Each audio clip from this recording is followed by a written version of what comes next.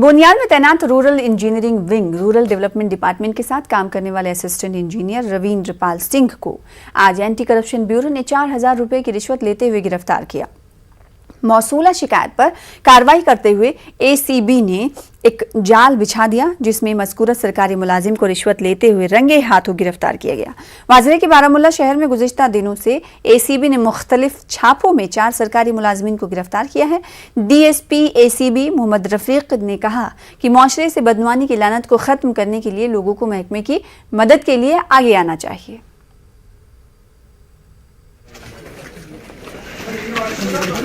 देखिए, आपने देखा है अभी कि हमने यहाँ रविंदर सिंह जो असिस्टेंट एग्जीक्यूटिव इंजीनियर हैं RAW में 4,000 रुपया लेकर रिश्वत लेकर हमने रंगे हाथों गिरफ्तार किया।